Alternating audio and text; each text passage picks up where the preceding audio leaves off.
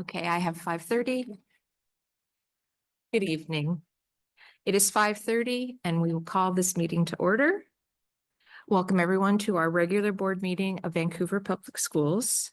Before we get started, I want to share a few thoughts and reminders. We want our boardroom to be a welcoming, safe place for any and all of our community members and guests.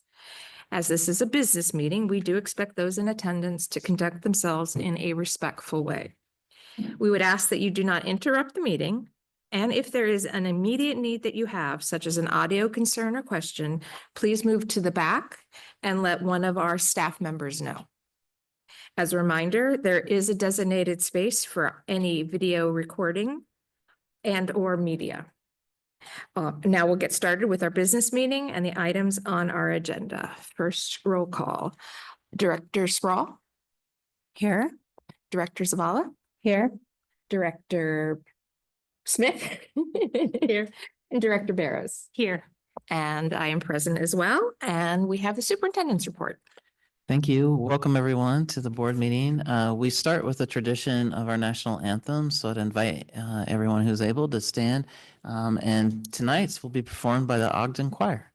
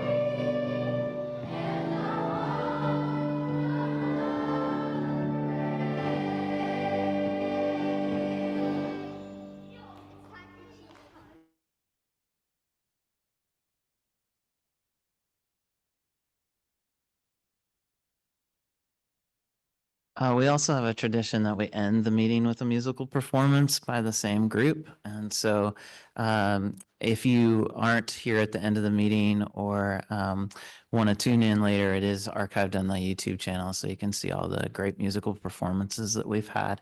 And always appreciate them doing that and our video team going out and recording it. So I do have a relatively short superintendent's report this evening. As people came in with the agenda, there's a one-pager that we do on our strategic plan update. And so those are always available to the public and also archived on our website. The board has felt like it's really important to continue to monitor progress related to the goals that they've set. And you can scan the QR code to get to that as well. This one is highlighting some professional learning development that staff did, and we appreciate our professional learning team greatly and the opportunities that they bring to our staff. So that is available for everyone. Also wanted to highlight some of the winter concerts that take place. There's a great resource that goes out through Parent Square that highlights all the amazing musical performances and drama performances across the district. And just want to invite, obviously, our families take advantage of that, but just the general public as well. It's pretty awesome to see our students perform at their varying levels of expertise and skill as they're developing their music talents and art talents. So that was definitely a highlight through the winter season, and typically those ramp up again in the spring with a lot of concerts and opportunities to see our students performing well.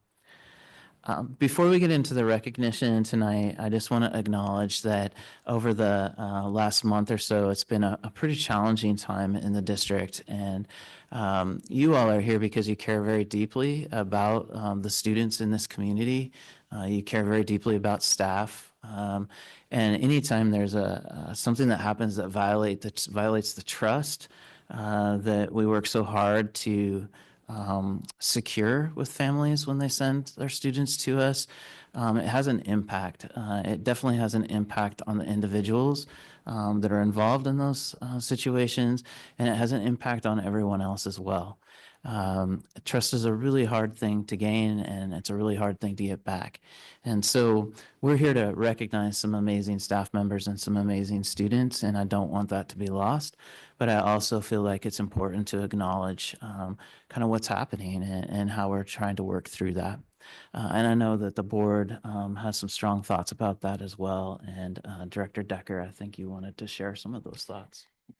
Yes, and I'm just going to read this because if I don't speak from the words, I will probably get too emotional. So first of all, we would like to announce that we have received a written resignation from Chad Brian Gatson effective February 3rd, 2025. We do not wish to continue paying public funds for administrative leave any longer than legally necessary. Therefore, we have added his name to the employee report this evening. Because it allows us to take action now, rather than waiting for the outcome of an investigation and then taking any necessary action, we plan to accept that resignation. We will continue our third-party investigation into the allegations that were brought forward. We will share the thorough findings with OSPI related to any violations of professional practice substantiated in the investigation. We will also continue to share information with law enforcement. Please know, this board and district leadership consider the alleged misconduct appalling and unacceptable. This board and district leadership understand that these events have disrupted the trust families extend to us when they send their children to school. This board and district leadership recognize that we must review and revise procedures and practices to further strengthen the protection those put in our care. Our separate third-party investigation into our procedures and practices regarding reports of this nature continues. We will share the results of that investigation and our next steps when it concludes. We are committed to taking all steps necessary to enhance the safety of our students and to rebuild the trust and confidence the community has in us and our district's public schools. We are eager for an opportunity to improve. Thank you. Thank you, Director Decker.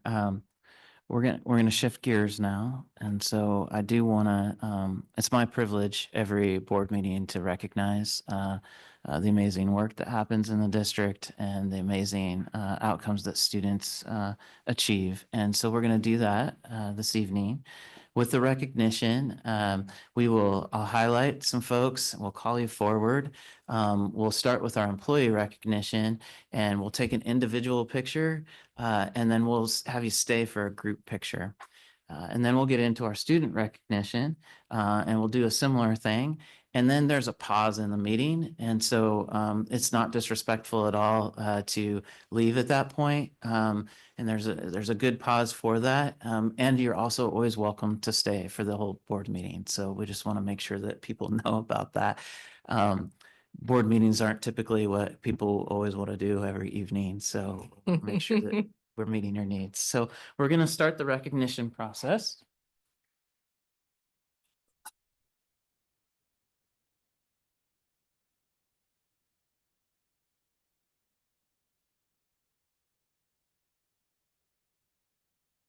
So as I said, each month we have a set of employee excellence awards, and these employees are nominated by their colleagues and peers and then selected by a committee of their peers for commitment to the students and staff of Vancouver Public Schools. The recipients were among the many outstanding nominees who create a caring environment and positive workplace through their exceptional efforts. If you would like more information about how to nominate someone, you can go to our district website and it has an opportunity for you to do so. So our first nominee this evening is Kelsey Bristow. Can we give her a round of applause?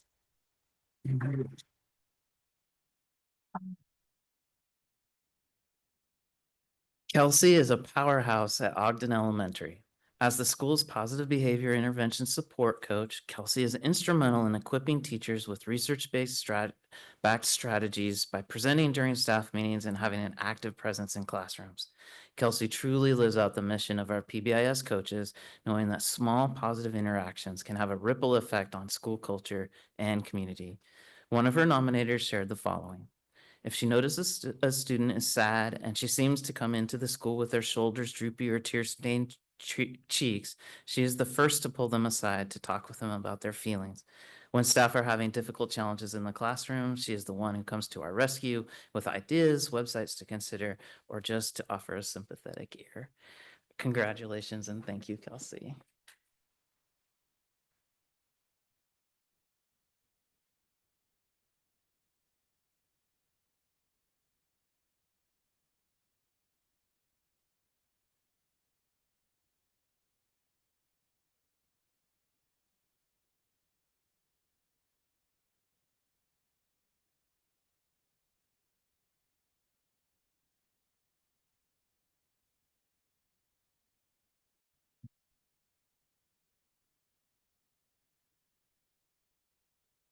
Our next nominee and award winner is Madison Donnelly.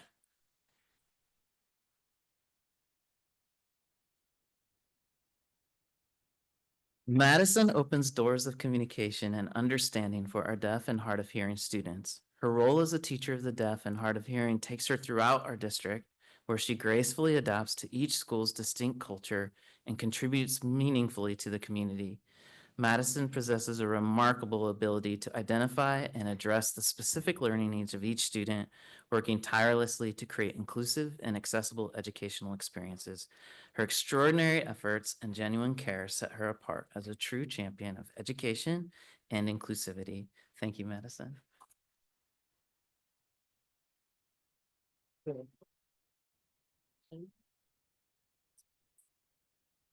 Picture.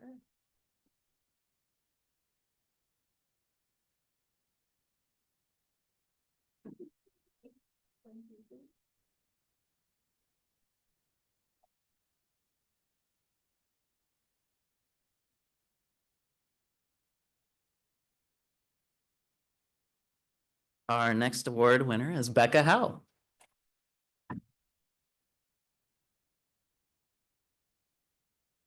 Becca has been a cherished paraeducator in the Hudson's Bay Life Skills Program since 2018 and a unified sports coach for several years. Becca excels in providing personalized support, adapting her approach to meet each student's unique needs to ensure they feel valued and fulfilled in their educational journey. She infuses kindness in both of her roles, approaching each staff or student interaction with deep empathy and respect. Beyond the classroom, Becca's commitment to fostering inclusion shines through as a unified sports coach, where she creates unforgettable experiences for all athletes. Her nominator expressed the sentiment shared by many. We are so lucky to have your support at Bay, Becca. Her kindness, empathy, and unwavering commitment to student success make her an all-star member of the team. Thank you, Becca.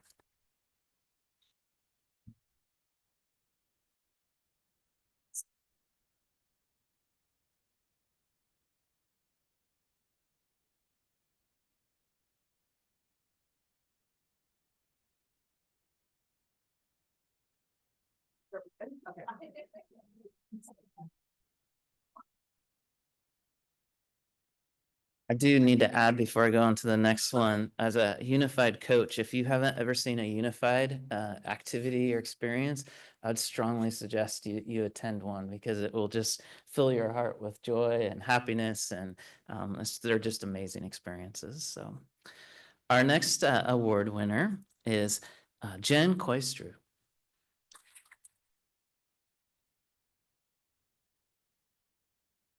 Jen is fondly known as Nurse Jen, is a vital member of the Hudson's Bay community. As the school nurse, she expertly manages all aspects of student health, from daily checkups and chronic condition care to providing first aid. A dedicated advocate for student well-being, Jen collaborates closely with families to promote healthy lifestyles. She tirelessly strives to ensure all students receive equitable care and that the school environment effectively accommodates the unique medical needs of each individual, fostering an inclusive and supportive learning environment for all. Her nominator shares Nurse Jen is incredible and gives so much of her time and attention to every student every day. We would be lost without her. Thank you, Jen.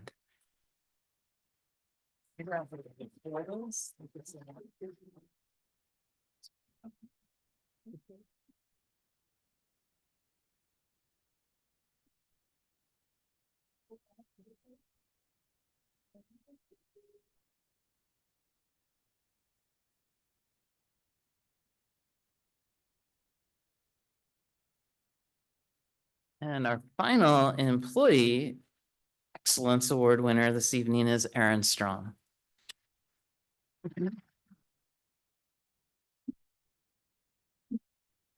We all have that one teacher who truly changes us, inspiring us to take a new direction in our lives or develop a new passion.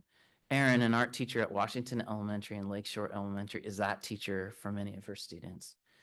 A testament to her influence is the nomination she received from a former student now in high school. This student credits Erin's support as a key factor in their decision to pursue art at VSAA and fondly recalls her as their all-time favorite teacher. Erin's passion for art education is contagious, igniting creativity and fostering a love of learning in every student who enters her classroom. She consistently goes above and beyond, providing enriching opportunities and cultivating a supportive environment where students can explore their talents and discover new passions. Thank you, Erin.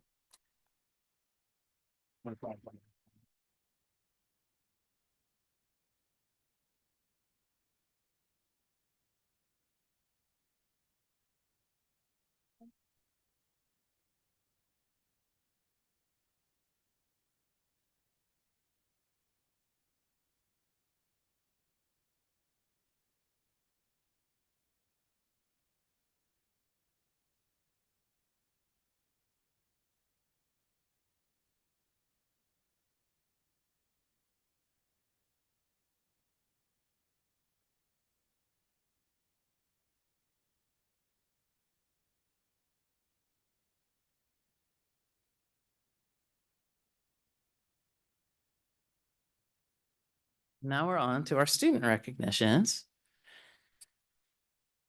Our first recognition is for Ashley Treves. Ashley, could you come forward?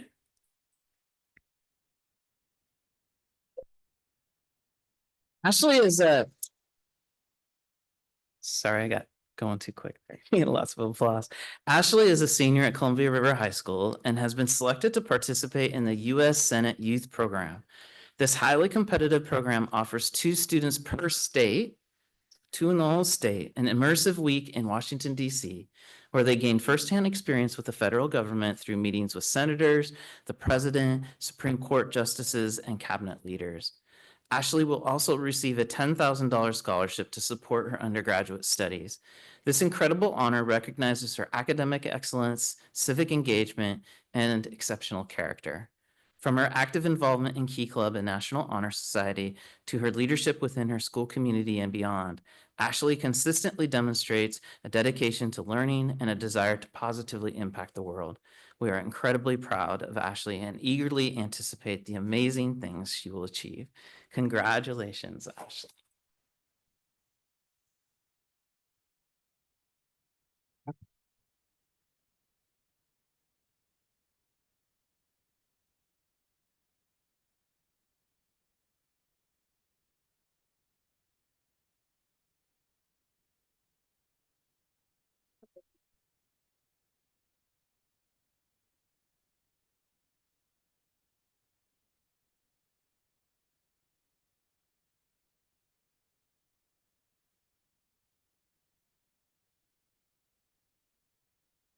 Our next award winner, we are thrilled to congratulate Cora Copeland. Could you come forward, Cora? Cora is a student at Martin Luther King Elementary, and she is being named a National Youth Heart Ambassador by the American Heart Association. And we have some representatives from the American Heart Association here today. Cora's dedication to promoting heart health stems from a deeply personal experience when her mom, Shelley, suffered a cardiac arrest at school. The swift action of the emergency team and the availability of the AED machines played a critical role in her recovery. Witnessing this firsthand inspired Cora to become a champion for CPR awareness and heart healthy living. As a National Youth Heart Ambassador, Cora will share her family story and inspire others to prioritize heart health on a national stage. Well done, Cora. That, now I'm gonna put her to the right of me. Okay.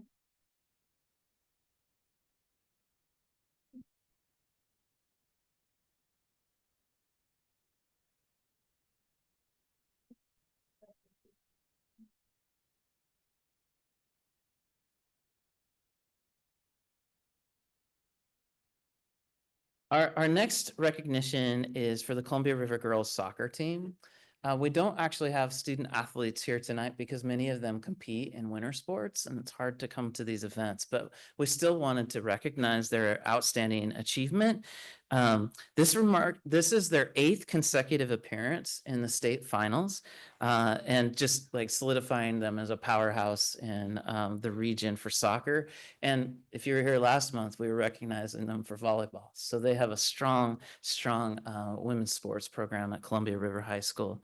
I wanted to share kind of as I'm talking, just a short animation of them when they got to put up as they go through the state tournament, when they win, they move their name, their team along. And so it's awesome to just see that. We wanted to take just a moment to bring Coach at Phoenix's words to this as too. And he said, while we were successful on the field, I want to also acknowledge the fact that so many memories were made off the field. It was truly awesome to see how this team came together over the course of the season. We send out certificates of recognition to each of them, and just wanted to say congratulations on an exceptional season.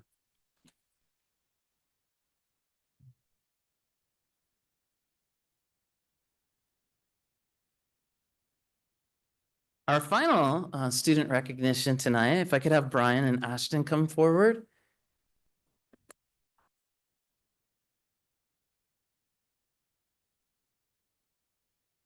So VPS students Ashton Zhang and Brian Yu, members of the Westview Titan Turtles Cybersecurity Club, okay, have achieved an extraordinary milestone, competing in the Cyber Patriot National Youth Cyber Defense Competition organized by the U.S. Air Force Academy. Their team secured an incredible 2nd place finish nationwide. This historic achievement, surpassing all previous records in Oregon and Washington, propelled the Titan Turtles to the platinum tier among over 2,000 open division teams, showcasing their exceptional cybersecurity skills. Congratulations to Ashton and Brian and the entire Titan Turtles team. Are there other students on the team? They're just not from Vancouver? Nice. And Titan Turtles team is like quite like, I feel like I really had to work to read all this. So congratulations. I have some certificates for you.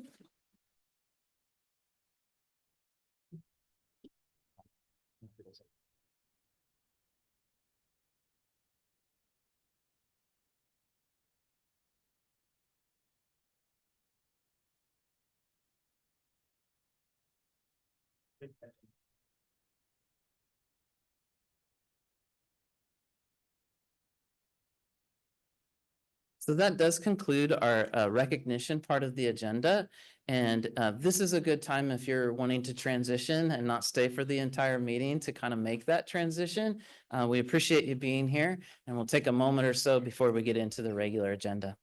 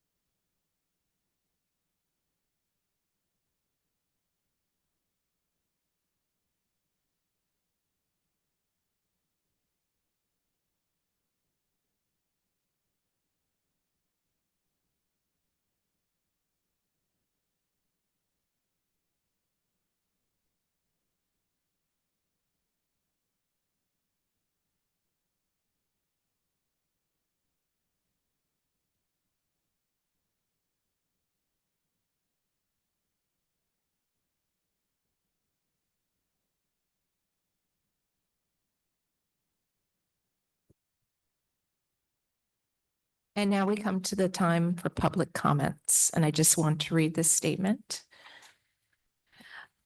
Public comments is the time in our meeting where the board and the administrative staff welcome comments from the public. If you would like to address the board and did not have an opportunity to sign in at the start of the meeting, please do so now. You may continue to sign in at any time during the public comments portion of our meeting. We ask that you approach the podium and state your name and affiliation with the district for the record. You will have 3 minutes to make your comments. When you hear the chime, please conclude your remarks. And I'm going to ask, please don't make me stop you. I hate to do that. If you have materials or additional comments you would like the board to review, you can hand them to the staff in the back of the boardroom, and the information will be provided to the superintendent and the board. Because most matters require fact-finding and review, the state's Open Public Meetings Act restricts deliberation on topics that have not been placed on the publicly noticed agenda in advance. The board does not respond to any public comments made at this time. If follow-up action is necessary, the board will ask the superintendent to work with the administrative staff to consider the information and then respond accordingly. As a regular business meeting of the board, we expect everyone in attendance to conduct themselves professionally and courteously during the meeting. Speakers are also expected to be respectful. The board asks that personnel complaints be submitted in writing rather than during the public comment. Please also remember that your words have an impact and that you, not the school district, are responsible for what you say during public comment. We caution all speakers that it is possible that your statements could violate the rights of others under various laws, including laws protecting privacy and laws prohibiting defamation. If you are unsure of the potential legal effect of your remarks, you should seek independent legal advice. In any case, we ask that you help us model for our students what a respectful and inclusive community looks and sounds like. We also ask the audience to refrain from clapping, cheering, or commenting while others give public comments, whether you're in support or against. We recognize that there are diverse beliefs and feelings across our community, but one thing that we have in common is that we all want to do what is best for our children. We are here today to work towards their future. Disruptive conduct by speakers or the audience may cause the meeting to be adjourned and all audience members to be removed. Finally, the board appreciates, listens, and cares about the broad range of perspectives in our community. Thank you in advance for everyone who provides public comment. And first up, we'll have Zoom and Megan Formel.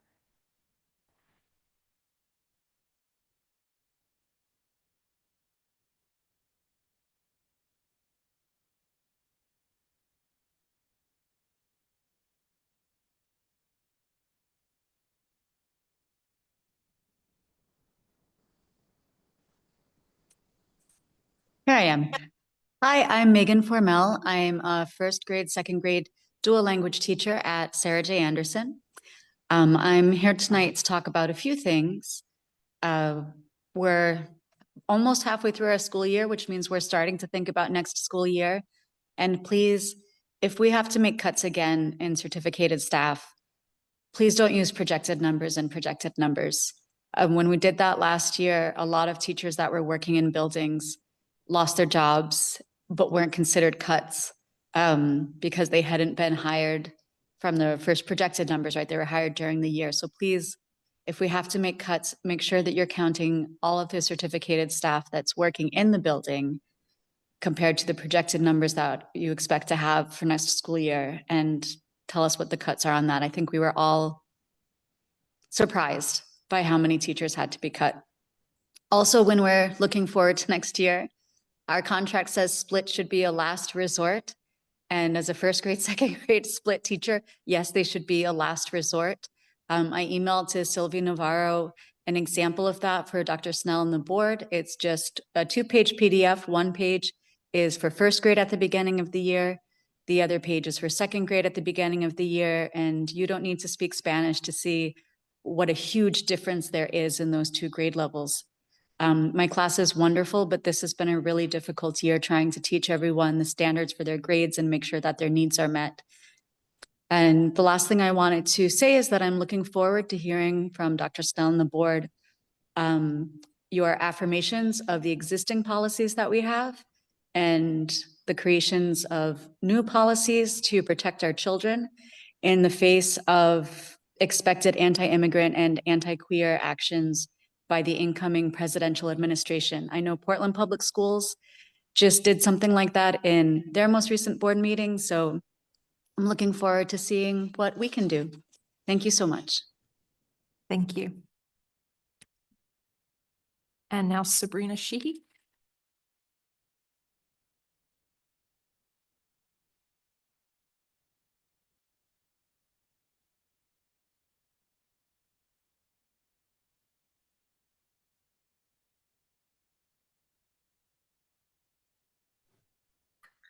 Hi, thank you for having me. I'm going to try to get through this. My name is Sabrina Sheehy, and I am a parent of 2 Vancouver public students, school district students ages 10 and 13. I'm also a social worker and mental health therapist in the Portland, Vancouver metro area. I am also a mandated reporter, and it is my duty to report any suspected child abuse to CPS.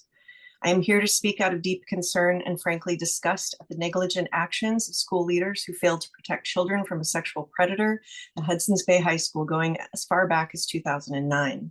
Shadbrand Gatson has admonishment letters in his file for the years of 2013, 2014, and 2017, and despite those documented incidents and warnings, was not put on leave until November of this past year, only due to another report about him. I shudder to think how much damage this man did in the span of those years. It turns out that letters and files don't actually protect children. Bill Oman, Val Seeley, human resources administrators, and any other school administrator who are aware of the complaints about this man should be removed from their positions permanently and should never be allowed to be charged with the education and protection of children ever again. Any adult employed in positions of power in Vancouver public schools who knew of the actions of this man and did nothing to stop him should be ashamed of themselves and step down immediately. If you cannot protect the children of this district, you should not be in your jobs. My daughters are in the Hudson's Bay boundary, and it would be their home high school. There is no way that I will have either of them step 1 foot inside the school as long as Val Seeley is principal, or as long as anyone in leadership who knew about this is working there. While I realize he has resigned as of February 3rd, Shadbrand Gatson is still getting paid as we speak. He is getting paid a salary for working at a school where he was actively harming and abusing children. He preyed on children who did not have parents or loving adults in their lives who kept their eye on the ball like myself. He preyed on children who were defenseless, vulnerable, and had low self-esteem, and who were primed for confusing abuse for love. Why weren't more questions asked? Why weren't these slaps on the wrist followed up on? Vancouver public school staff administrators are mandated reporters. Why were these incidents not reported to CPS? How do myself, my children, my fellow parents know for sure that this will never happen again? After he is gone, how do we know it won't happen again? If there is, if there are parts responsible and concerned adults who tried to speak out to the extent of the consequences for this man and there were letters in his file, why were those not followed up on? What good is Regulation R4384 if it is not enforced and applied to protect children? As a reminder, Regulation R4384, quote, prohibits singling out a particular student or students for personal attention and friendship beyond the employee-student relationship. Bill Oman and Val Seeley and Vancouver Public Schools administrators knew in 2013 that a trusted teacher in their school was violating this rule and being inappropriate, but allowed this to continue, which means that more children were harmed and it could have been prevented. This is absolutely disgusting. If the policy is ill-written and restricts protections of children, then we need to rewrite it. If administrators drop the ball, they need to go. And if rules were unclear to staff, then you need to make sure that there is now a new procedure in place to make it abundantly clear what the rules are and what they look like. This can never happen again. Let me repeat, this can never happen again. I work with trauma victims, sexual abuse survivors, and I see how it impacts their lives. It affects future relationships, and the outcomes of these people are awful. I am angry, really angry, that this happened on your watch. if my children do not attend Hudson's Bay, I will be showing up for as long as it takes to make sure this doesn't happen to another child. Do better. Sorry. Thank you. Next, in person, we have Lori Charlton.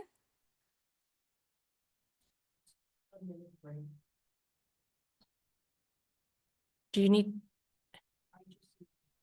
I can come back to you next. Okay. Danielle Jokel, did I say that right? Jokola?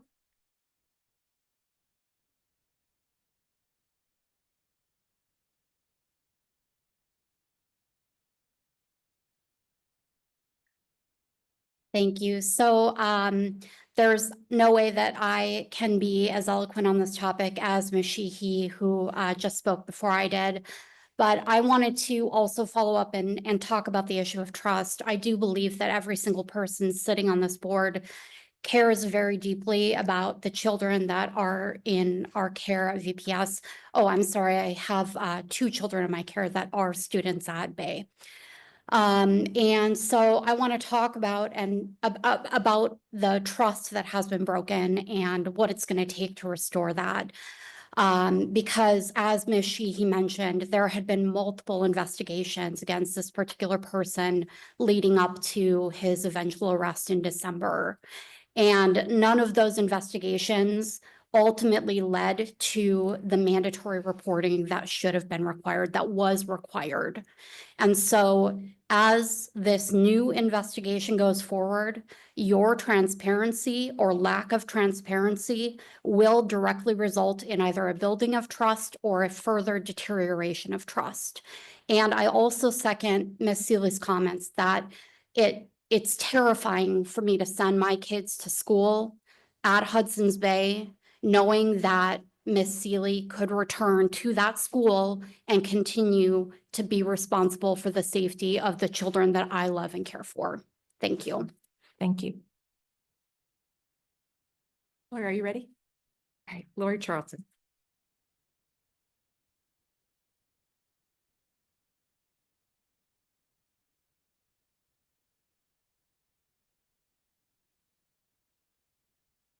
Dr. Snell, school board, others in attendance tonight.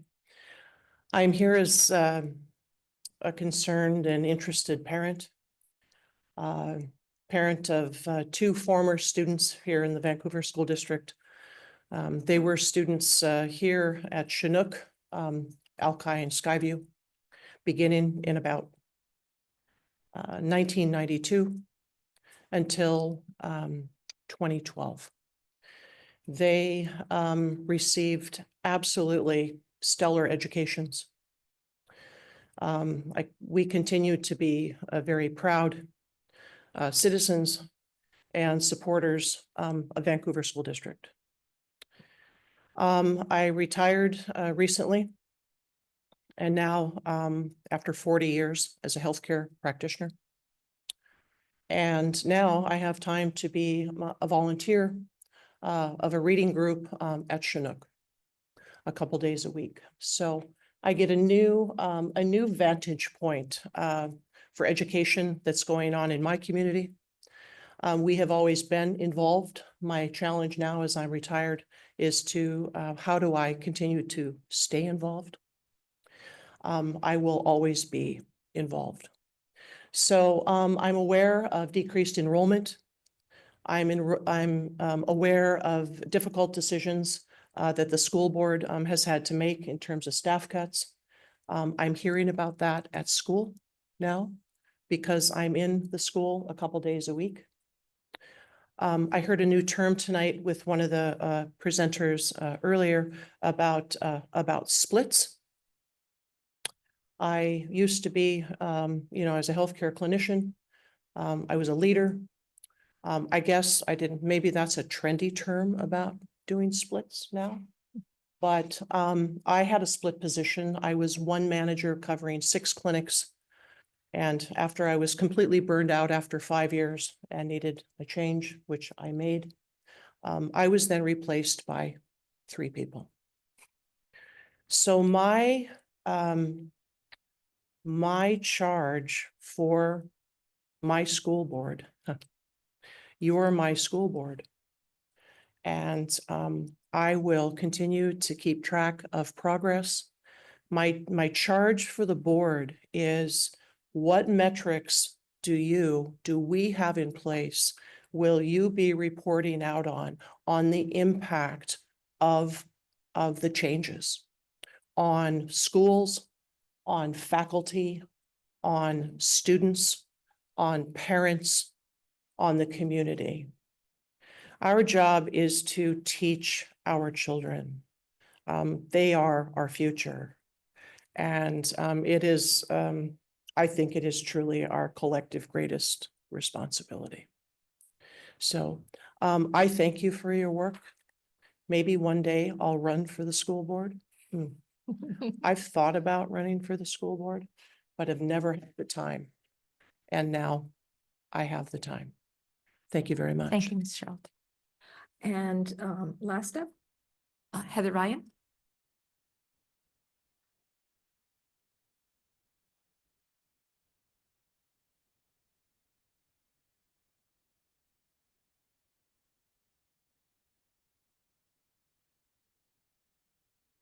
I'm a little shorter, sorry.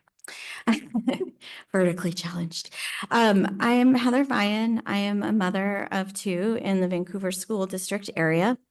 And last month, I came to the school board and basically just asked you guys what you're doing to help I don't know.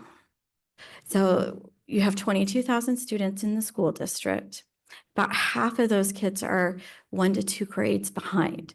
And I am so thankful that you are thinking about that and that you are doing your best. I do know that you have a program in place that you are providing a study session once a month for students where they can go online and basically ask questions and get kind of like a tutoring thing going, which is great.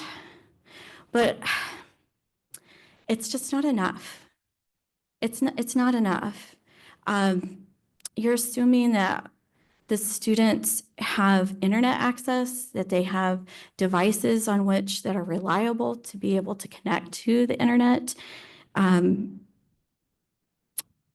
It's like putting a Band-Aid on a wound that needs a tourniquet. It's like a little bit, but it's not enough. My suggestion is that we shouldn't be thinking about how to throw money at this problem because it's not just a money issue, it's a heart issue. It's these kids are struggling, they're lashing out in behaviors. Every form of behavior is actually a form of communication, and they have needs that they don't necessarily know how to communicate that positively to us. But it's our jobs as adults, as parents, as educators, as people in the community to come alongside these children who don't have the same knowledge or experiences we do. And we're to help them because they're children. I want to remind this board that the Washington Birth to Third Grade for Instruction booklet, it talks about parents being the first and lifelong teachers of their children. So once again, I'm going to talk to the board about this. The equity policy that you have in place was a policy that I felt the school that my children used to go to hid behind to really not communicate with me, to not work with me. And I find that difficult because with all the DEI that we're supposed to be including people. And when we're excluding parents from the picture, we're excluding part of the solution, especially because parents will be with their kids for a lifetime, whereas teachers have that opportunity for 9 months. Thank you. Thank you.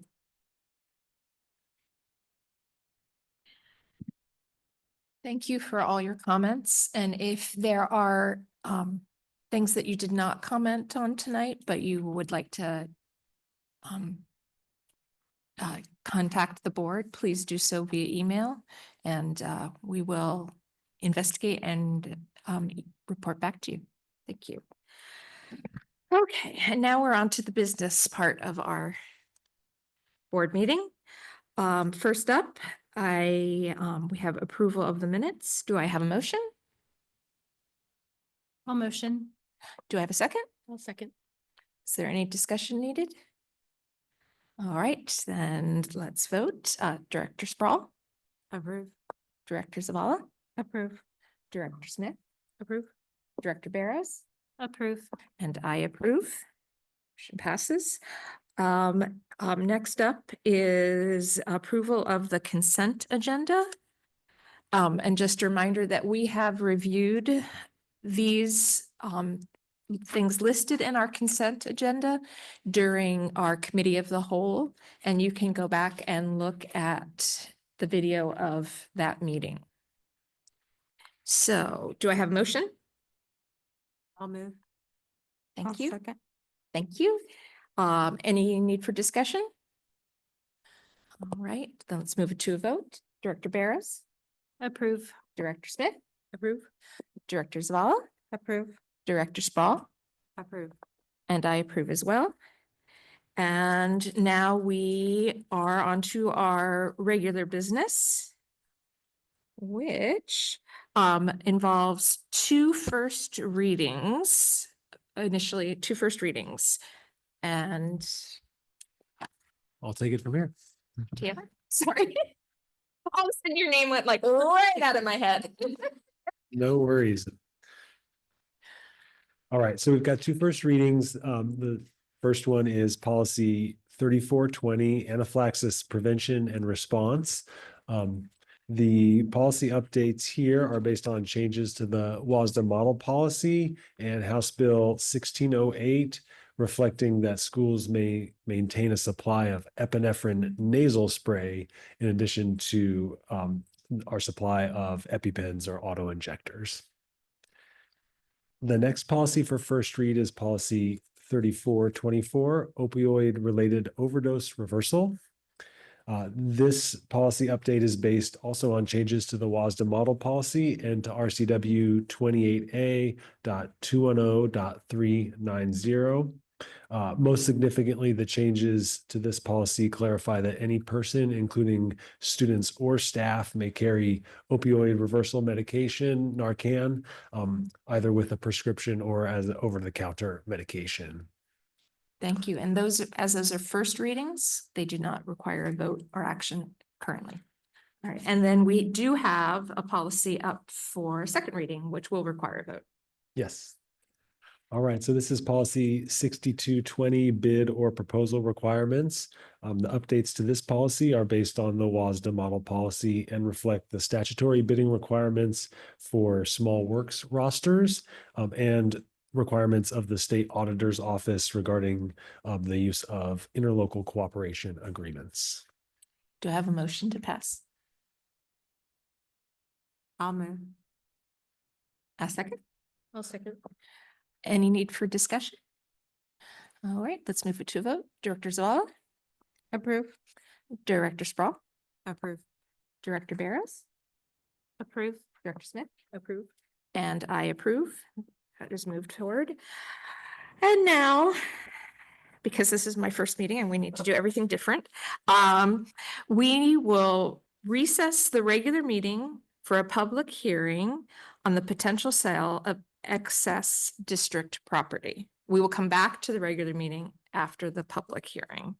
So I'm recessing the regular business meeting and moving for the public hearing. And I have Mr. Blechschmidt to explain to us what's happening. Yes? Well, simply, there's a piece of property that is adjacent to the current Ogden Elementary that is no longer of district use. And so we've advertised our considerations to surplus that property and consider potential sales. By law, it's suggested that we offer a public hearing for anybody to appear to speak for or against that potential sale or surplusing of that property. So I don't know if there was anybody that had expressed interest in written form, but you can certainly offer now for any public comment. So is there anyone who's interested in making a public comment regarding the potential sale of the excess Ogden property? No? Okay, thank you. So now we will return to the regular business meeting, and we have the recommendation to declare unused real property near Ogden Elementary as surplus. Do I have a motion? I'll move. Do I have a second? I'll second. Thank you. And is there any need for discussion? I just want to add that we have been discussing this for a while, and it is not a surprise. So we've been talking about it, and we don't have a need for this property and don't foresee a need for this property. So that's what we have been talking about. So we'll move for a vote.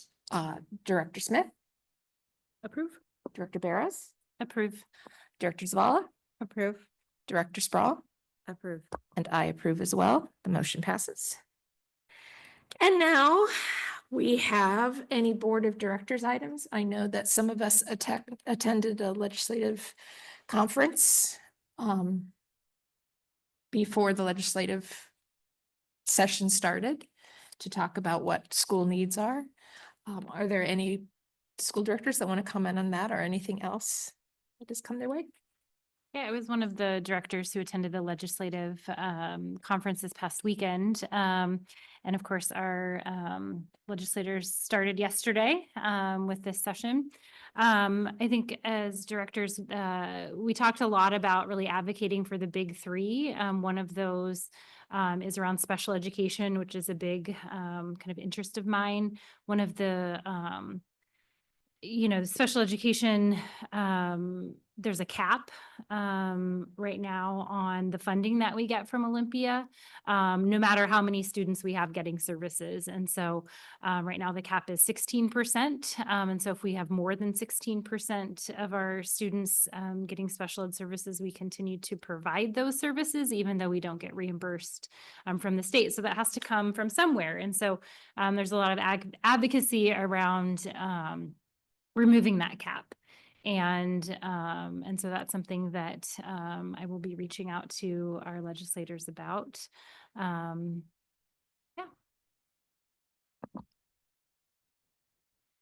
also was able to attend our legislative conference, and also as part of the Leg Committee, we were there working on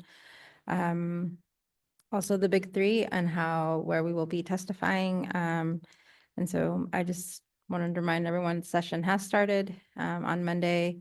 As part of the DA, I will send out emails if there's ever a time that we need testimony from other board members. So just be on the lookout for that.